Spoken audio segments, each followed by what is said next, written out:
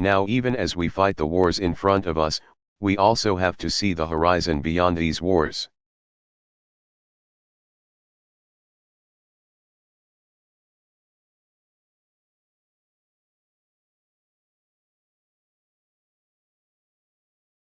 Because unlike a terrorist whose goal is to destroy, our future will be defined by what we build.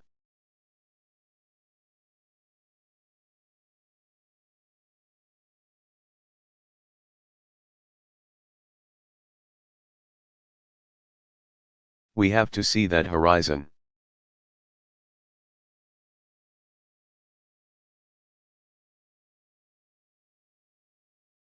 And to get there we must pursue a strategy of national renewal and global leadership.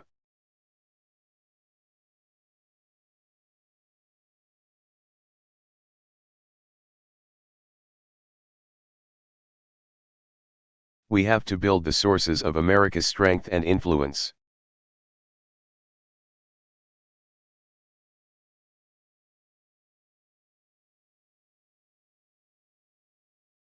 And shape a world that's more peaceful and more prosperous.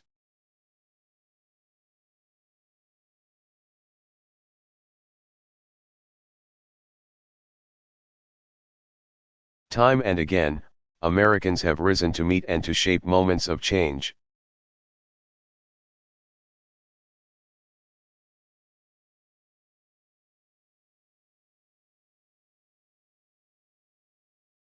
This is one of those moments, an era of economic transformation and individual empowerment.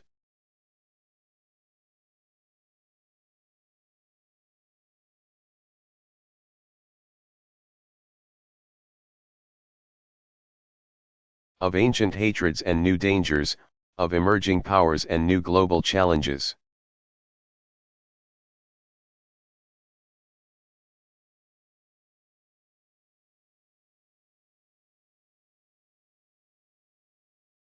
And we're going to need all of you to help meet these challenges. You've answered the call. You.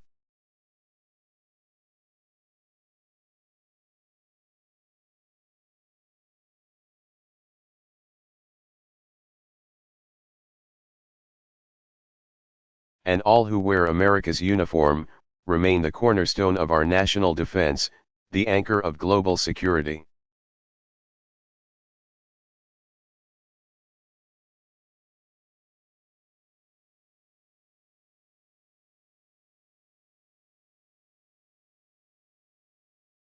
And through a period when too many of our institutions have acted irresponsibly.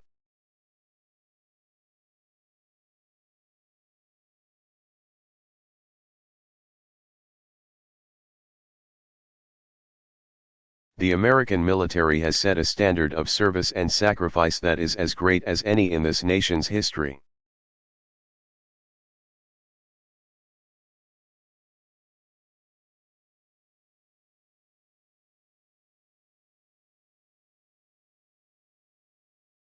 Now the rest of us must do our part.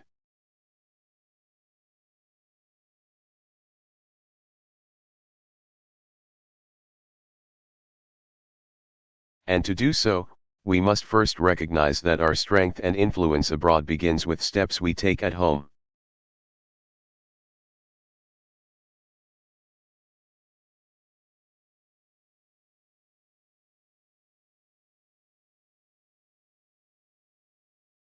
We must educate our children to compete in an age where knowledge is capital, and the marketplace is global.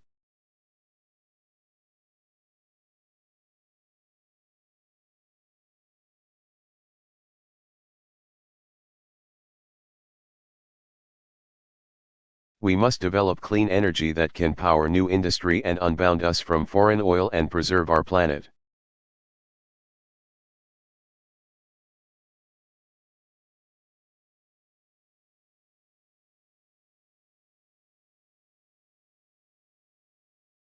We have to pursue science and research that unlocks wonders as unforeseen.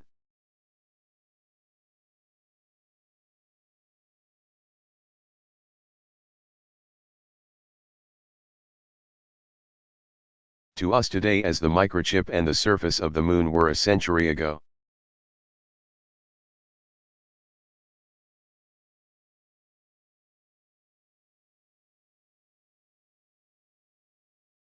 Simply put, American innovation must be the foundation of American power because at no time in human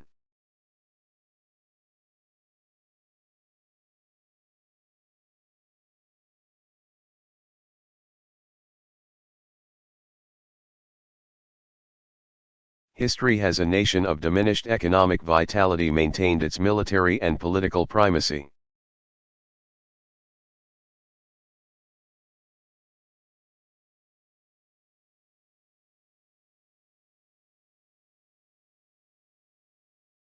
And so that means that the civilians among us, as parents and community leaders,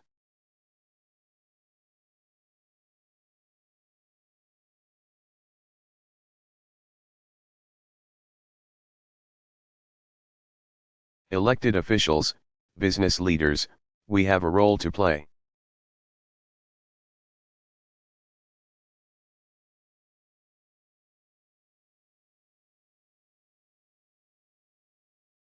We cannot leave it to those in uniform to defend this country.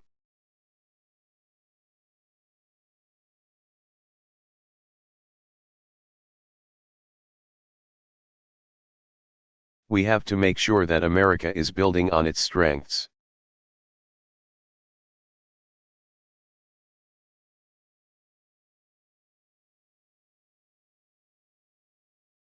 As we build these economic sources of our strength, the second thing we must do is build and integrate.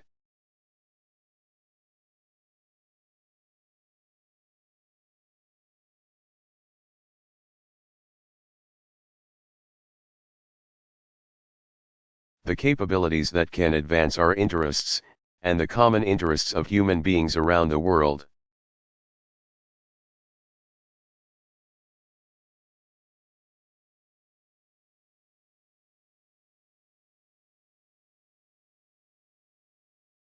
America's armed forces are adapting to changing times, but your efforts have to be complemented.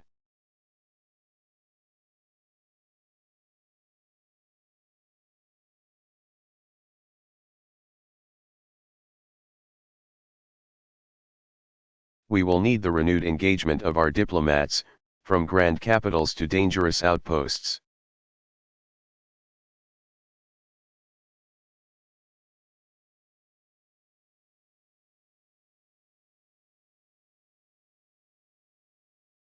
We need development experts who can support Afghan agriculture.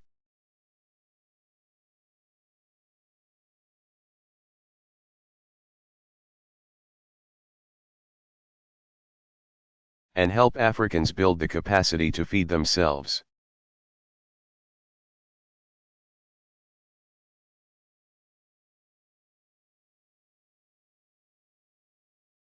We need intelligence agencies that work seamlessly with their counterparts too.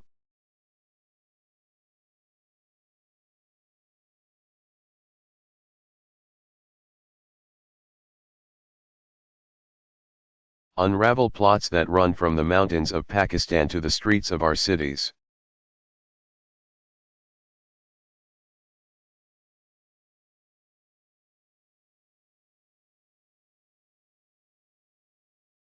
We need law enforcement that can strengthen judicial systems abroad, and protect us here at home.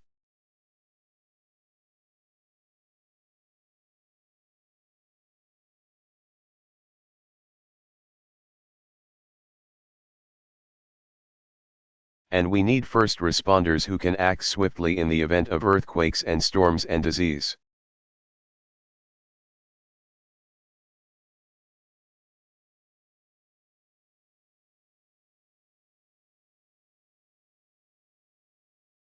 The burdens of this century cannot fall on our soldiers alone.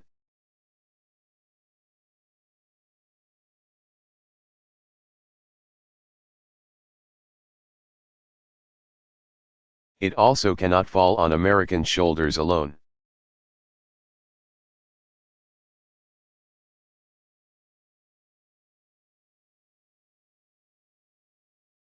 Our adversaries would like to see America sap its strength by overextending our power.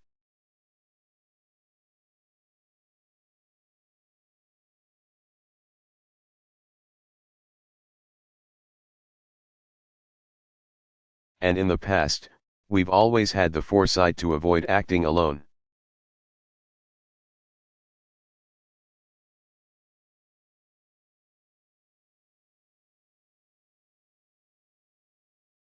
We were part of the most powerful wartime coalition in human history through World War II.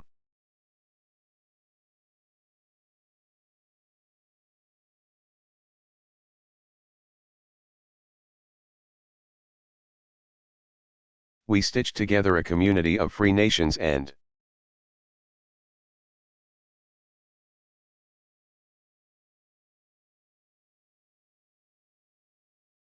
institutions to endure and ultimately prevail during a Cold War.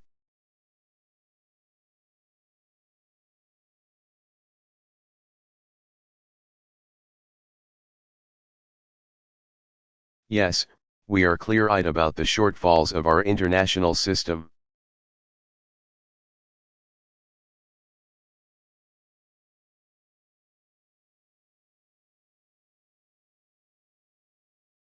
But America has not succeeded by stepping out of the currents of cooperation we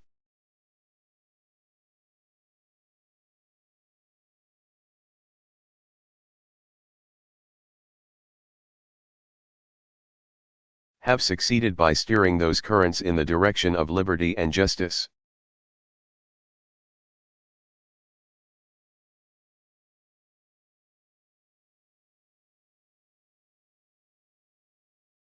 So nations thrive by meeting their responsibilities and face consequences when they don't.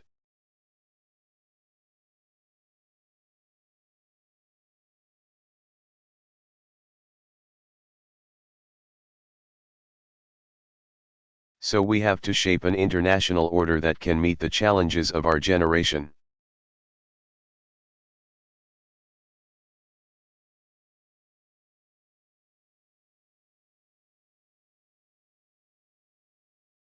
We will be steadfast in strengthening those old alliances that have served us so well.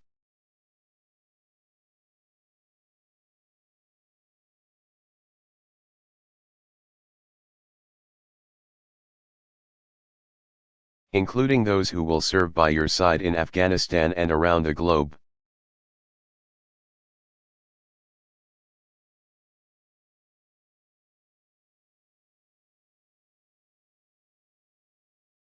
As influence extends to more countries and capitals, we also have to build new partnerships.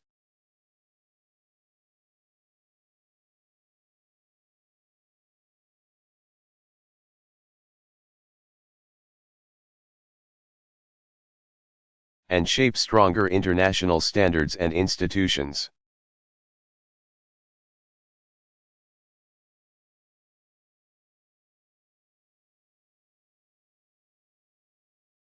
This engagement is not an end in itself.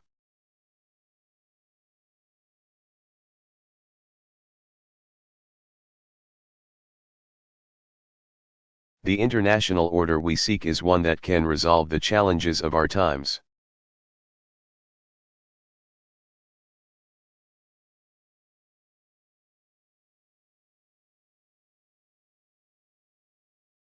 Countering violent extremism and insurgency, stopping the spread of nuclear weapons and securing nuclear materials.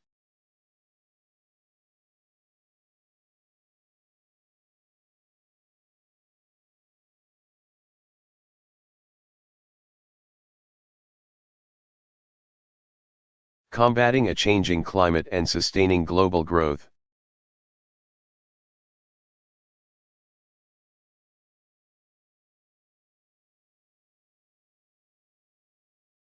Helping countries feed themselves and care for their sick, preventing conflict and healing wounds.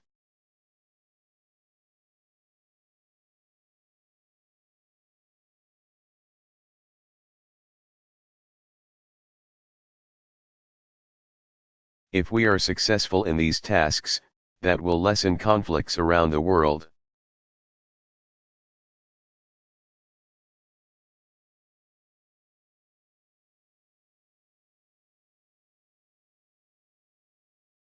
It will be supportive of our efforts by our military to secure our country.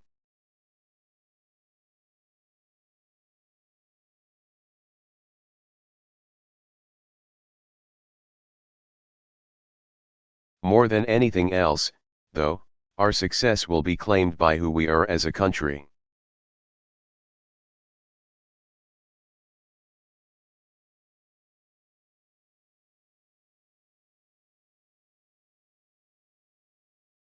This is more important than ever, given the nature of the challenges that we face.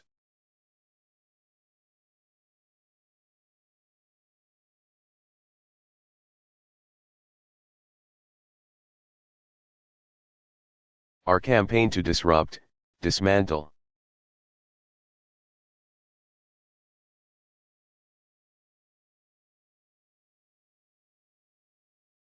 and to defeat Al-Qaeda is part of an international effort that is necessary and just.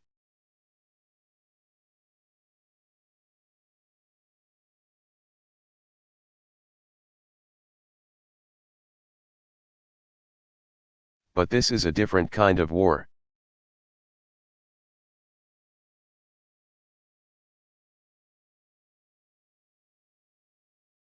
There will be no simple moment of surrender to mark the journey's end, no armistice, no banner headline.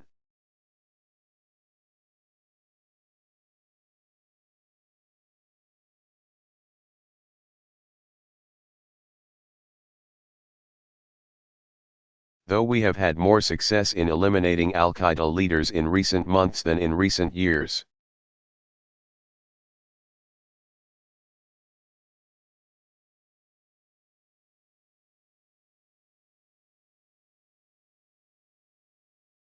They will continue to recruit, and plot, and exploit our open society.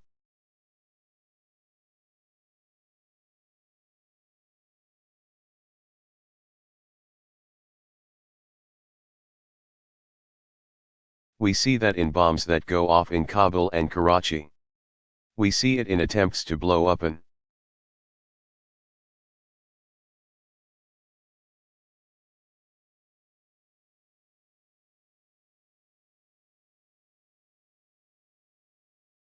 airliner over Detroit or an SUV in Times Square, even as these failed attacks show that pressure on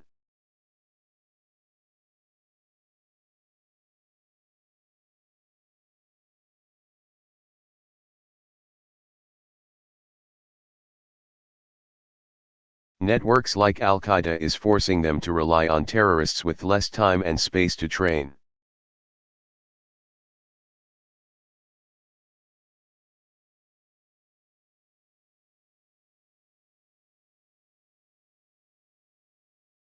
We see the potential duration of this struggle in Al-Qaeda's gross distortions of Islam.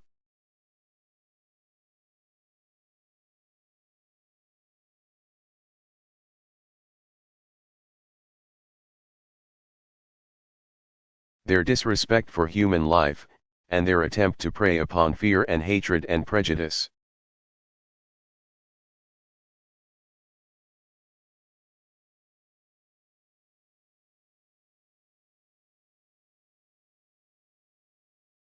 So the threat will not go away soon, but let's be clear.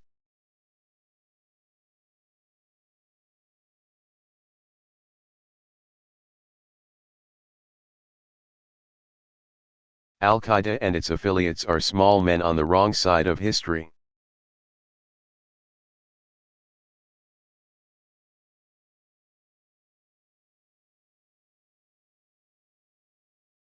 They lead no nation. They lead no religion.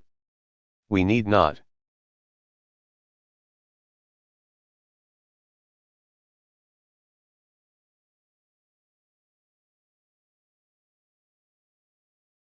give in to fear every time a terrorist tries to scare us.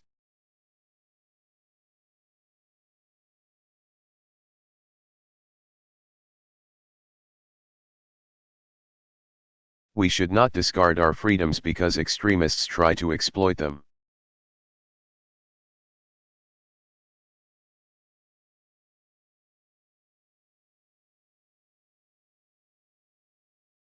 We cannot succumb to division because others try to drive us apart. We are the United States of America. We are the United States of America.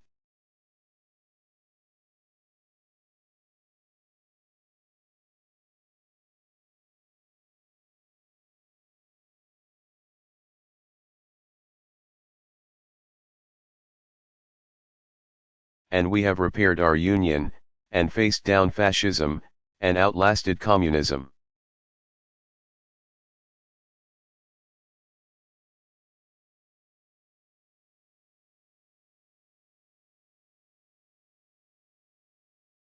We've gone through turmoil, we've gone through civil war.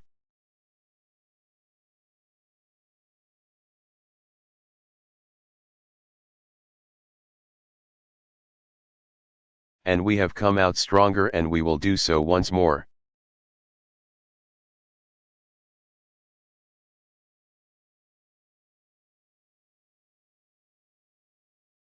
And I know this to be true because I see the strength and resilience of the American people.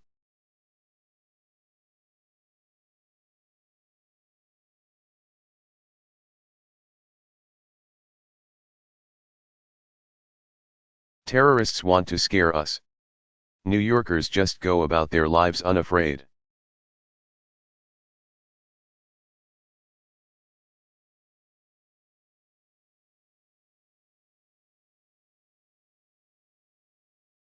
Extremists want a war between America and Islam, but Muslims are part of our national life.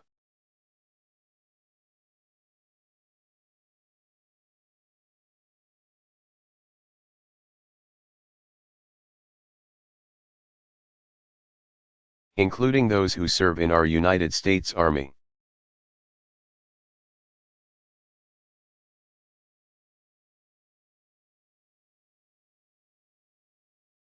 Adversaries want to divide us, but we are united by our support for you soldiers who send.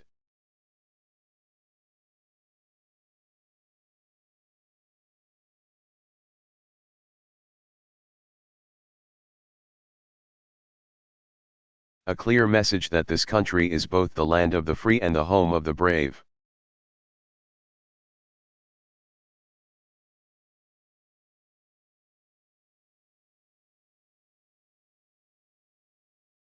You know, in an age of instant access to information, a lot of cynicism in the news.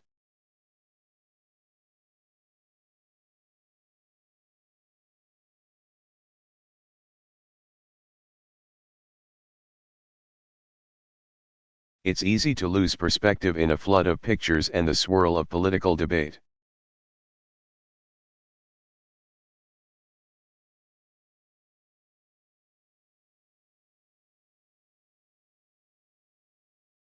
Power and influence can seem to ebb and flow.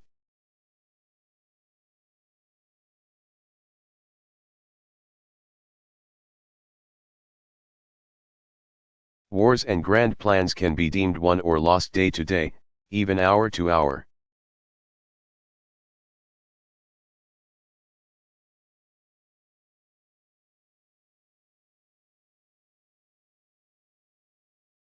As we experience the immediacy of the image of a suffering child or the boasts of a prideful dictator.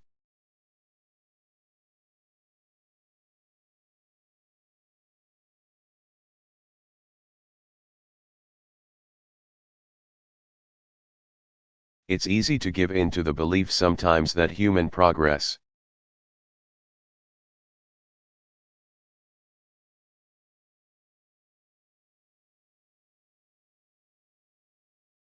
has stalled, that events are beyond our control, that change is not possible.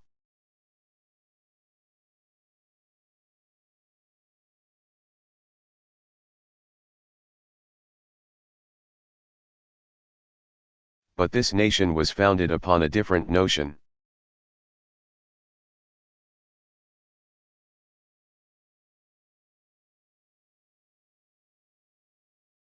We believe that all men are created equal, that they are endowed by their Creator with certain unalienable rights.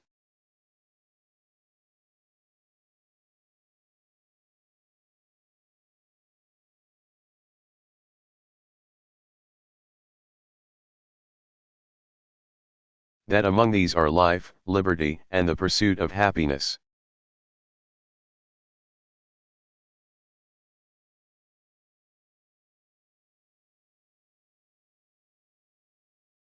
And that truth has bound us together, a nation populated by people from around the globe.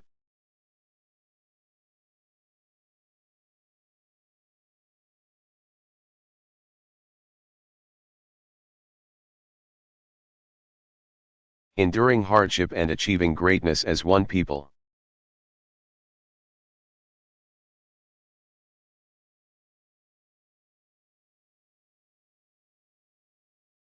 And that belief is as true today as it was 200 years ago.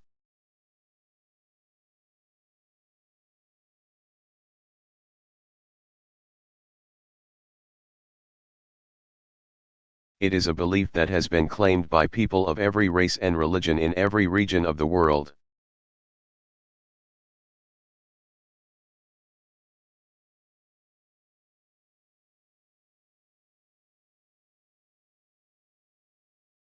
Can anybody doubt that this belief will be any less true, any less powerful 2 years?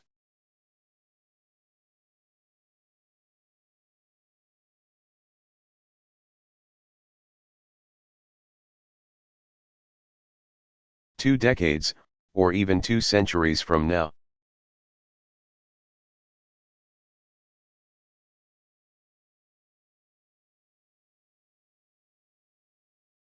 And so a fundamental part of our strategy for our security has to be America's.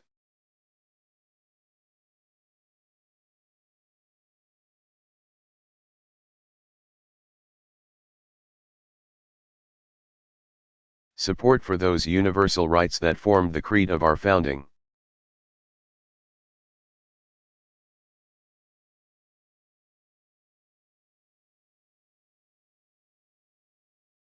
And we will promote these values above all by living them through our fidelity to the rule of law and our Constitution.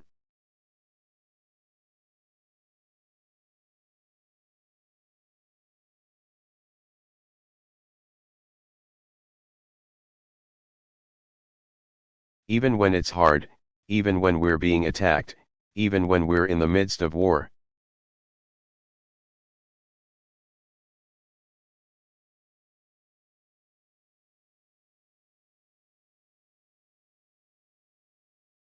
And we will commit ourselves to forever pursuing a more perfect union.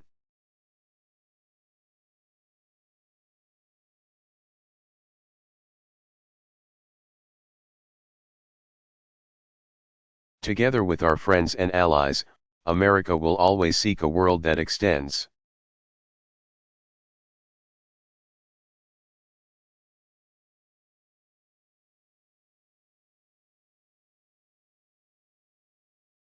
These rights so that when an individual is being silenced, we aim to be her voice.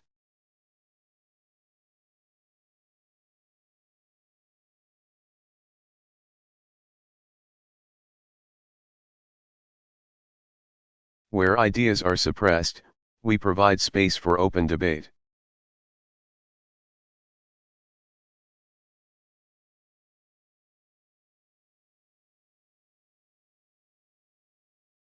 Where democratic institutions take hold, we add a wind at their back.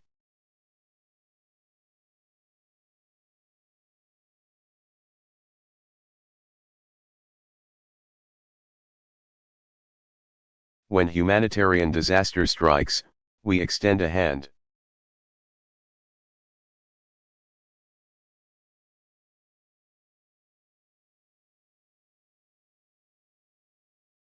Where human dignity is denied.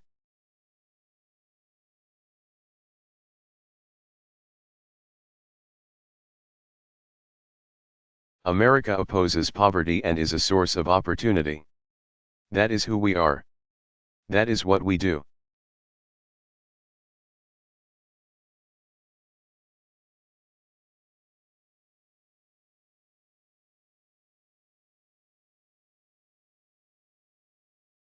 We do so with no illusions.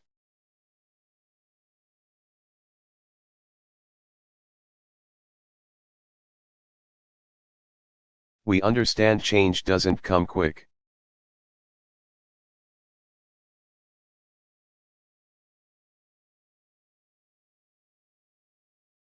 We understand that neither America nor any nation can dictate every outcome beyond its borders.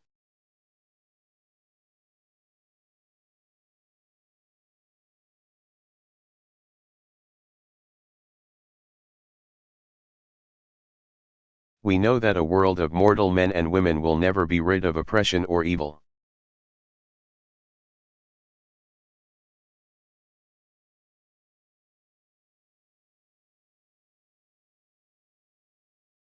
What we can do, what we must do, is work and reach and fight for the world that we seek, all of us.